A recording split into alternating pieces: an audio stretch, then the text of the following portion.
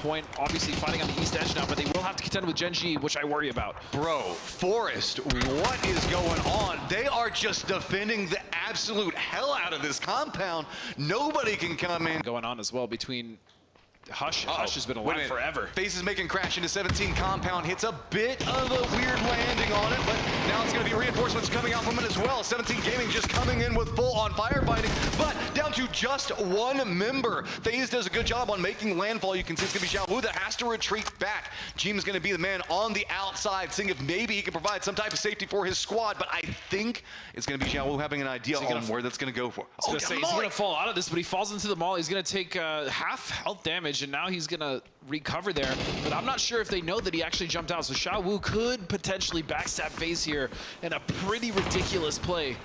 He's going to be moving in. He flushes one. Okay, they're aware now. They should know where he is going to be at. Shifted defending positions. Now, good spray, going to hit some, but not get the flush that he wants right now. You can see that the Forest fight going on over there finally starting to come to a conclusion. That's been, what, 3 circles now? Yeah, at this point, and Gustav now would love to recover Fex, but still Xiaowu being a thorn in their side. And this is a nice little compound here on the southeast side. They should be able to wrap to the east, go up the hill, and maybe get something there, especially as the 3-man, but Xiaowu does not want to let that happen. He'd love to get some more points as well himself. Trying to go for that cheeky little bounce on the utility.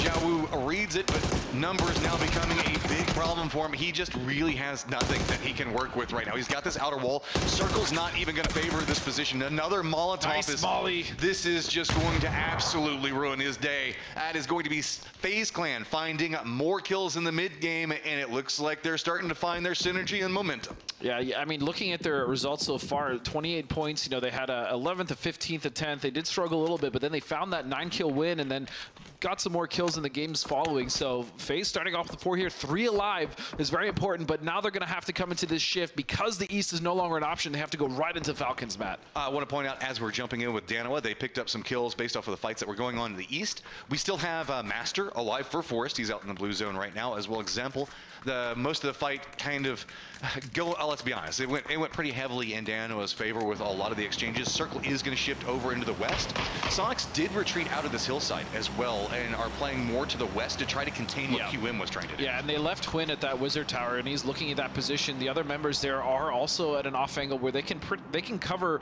the approach onto Hwin's position quite well, but I still do worry about the split, especially if Hwin gets knocked. He knows he cannot get knocked here, and he's playing a safe side of the tower on the east. And look at the circle. T5 once again utilizing the split that we saw them use in the circle before. I believe it was in the winner side. Were able to pretty much guarantee themselves a 3rd place, and they might just even get more off of this as we see an Ob now in the hands of the FaZe members, I believe. Falcons need to be careful. They're getting surrounded, and this is not going to be the easiest way to go through. Forest going to go down. Finally, Danoa finishing out that. Danoa now has a pretty clean path, all considered, into this one. The hillside's going to provide some opportunities for him, but that does mean that they can funnel down into the thick of what's going on with this Falcons and FaZe firefight. Yeah, Jeep's going to find a nice kill there, and Gustav is just continuing to be an absolute menace in the server. I think back in the game that he was able to hold off Gen G by himself in Millie Island, so FaZe really starting to again find their footing and really start to put the pieces together, especially when it comes to these team fights. They are really starting to dictate the pace. My man brought a metal chair into his walkout. I think that says something, right? Hard hat one time, metal chair for the other one. He's like, we got goals, and that goal is popping off this time. They are sitting at 6 kills right now. They are about to be getting into that sight line of Danoa as Danoa is moving up the hill. Fex is going to go down. It's going to be Anonix finding that one quick. Yeah, that's going to be a second bleed. Fex will be all but gone. So duo left on the side of FaZe, and they're still also going to have to contest with Sonics now that has spread out and come on the south, so they will be sandwiched. It is just down to Gustav, as Sonics, though, need to be careful of question mark, and as you see, they're actually starting to pivot back towards Hwin. Don't want to leave him too much by his lonesome. T5 also making a push down the hillside. It's going to be Falcons that spots that out. We have a cluster of teams. QM getting the center of the circle, but now look like they have their eyes set more into the east, where Falcons, where T5, and where Danoa are all at. But look how much of a position QM has actually been able to take while all of this fighting has happened, as Phil First is now going to find a member of Falcons, and they're starting to spread their control, even looking at T5. Question Mark has just been slow in their approach into this. They have so much information they've been able to collect in. They know that a lot of these teams, specifically in the East, are coming in weakened. Falcons are going to get eliminated as Anonix going to find yet another one. Danoa coming alive, though.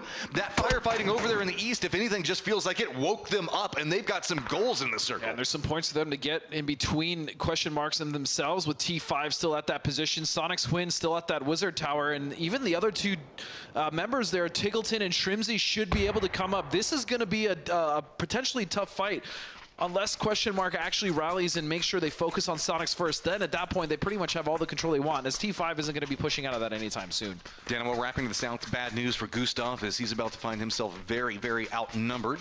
Sonic still playing that hillside as it's... I like what Danoa is trying to do, but if they take these shots into Gustav, that's going to reveal their position. Sonic's is going to know where they are, and now that means that Sonic's defensive line is just going to be waiting for this approach. Yeah, and they're going to be looking at this, and unfortunately for Danoa, this is actually a fairly open bowl that they're about to rotate into, and so I think they're probably going to go for the east side wrap. That's actually a much better position. Plus, they really only have to deal with T5 sitting in that bunker. So yeah, this is much more beneficial. And Danoa, as you said, have been finding quite a few kills already in this first game. Hey, they're trying to creep up there. Remember, we started this thing off with the tie for first place. Danoa's trying to see if maybe they can just take all of that away from everybody, getting closer by the second. T5, yeah, you're defended. You got yourself a position. And remember, we did actually see them break out of one of these. Which is crazy because I remember when I was calling that, I had no expectations they were going to be able to push out of that smoke and kill Sonics on top of them. They found the window, and again, they've utilized this split even before that happened in that game to great effect, already guaranteeing themselves a top 4 finish. So another great decision made by Theraton 5. The big benefit right now for QM is that T5 is so entrenched in position, so they don't have to worry about their east as much. It's just going to be Sonics who keeps trying to do a couple of feelers over here. They do have their backs up against Blue Zone. We're still only at phase number 6, so no big rush is going to be coming out. Well, I say that. Loki apparently has decided, I'm going to go back this direction. You were expecting us to go back to the east, so let's see if we can find a way to make this one work. Sonics, they know the shots. I don't know if they know that Loki is so close to Shrimsy and Tig, and he might be able to get a surprise knock, maybe even a double, which would ruin Sonics, as Huynh is already focused on Question Mark on the northwest, and so they have to be careful. They have to realize that someone is going to be close, right? This is what we call a target-rich environment, to say the least. Tiggleton, I think he knows.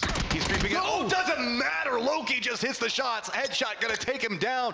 Loki, are you going to be able to pick up more? Shrimsy steps back. Going to go ahead and throw the Molotov. Circle is going to pop. Heavily favored QM. No big surprise there. QM now making a shift down into the west. Think maybe they can harass out Huynh in his position. And Huynh now has to be just as big as Gustav was against Genji, as he is pretty much the only thing holding back QM as they hear this fight, and they would love to get the points and get that third party rolling. You even see Bestalok and Phil first trying to look for the angles on top of the hill. While this is going on, Danoa also shifted all of their members into that Sonics line. They know they're playing the recess down the hillside. They want to try to pick this one up.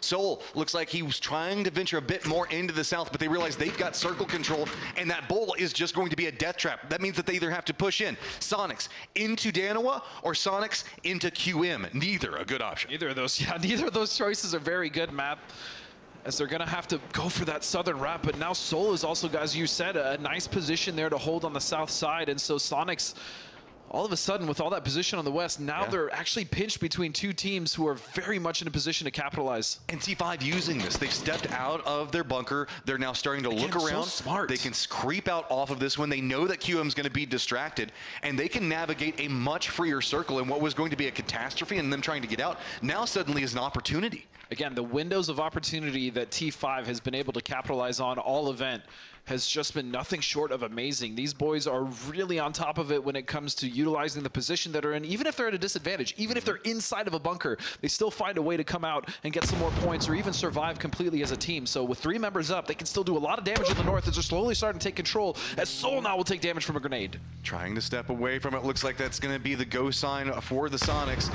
Seeing if they can spot something. They need a knock here, and they know it. But look at how entrenched in Danoa is. They are just waiting for those heads. heads to pop up over the top of that hillside and just unload. H1 has shifted away from his position in QM. Numbers now stacked up over here. Loki just waiting, spotting him out. Goes for the spray, does get taken, but he's going to go down. Exchange happening now. Just Shrimsy fighting this one through. Soul going to get the knock, but it came at the cost of 1. And it also came at the cost of alerting question mark that fight has now concluded. Only 2 members left. A nade from Phil first will find Soul, and it's just down on Anonix. He has a P90, but how much can he do against a 4-up, full strong question mark who has taken no damage?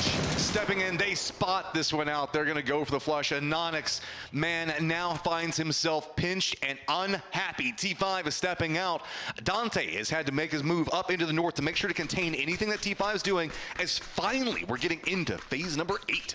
Dante being the anchor there, and question mark has actually realized it's probably not worth to go hunting, especially outside of the circle, especially with T5 now on the east side with 3 members up and a decent amount of control. So they will pull back, and this has been question mark's MO, and I love it. They are very aware of what is happening in these final circles, which is how they've been able to navigate them so effectively. They came in, they moved into that Zarki area, they slowly progressed into the east with the circles.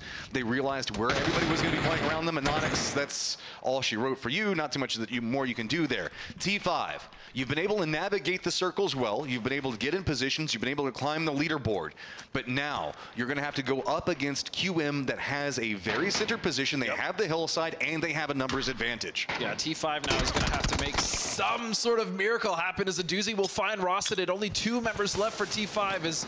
As you said, they are at a big disadvantage here on the bottom of the slope, and question mark slowly starting to close this one out, spreading out throughout this hill. And there might be a slight firepower difference whenever we're looking at QM. These guys have been these guys have been unloading in the later stages of it. Pathapong says no. Smart. Deny it. Yep. Just go ahead. We're comfortable in our position on the leaderboard. We're just going to go ahead and feed this one over the blue. We're not even going to give you a point. We'll let you climb because we know that you haven't picked up very many kills.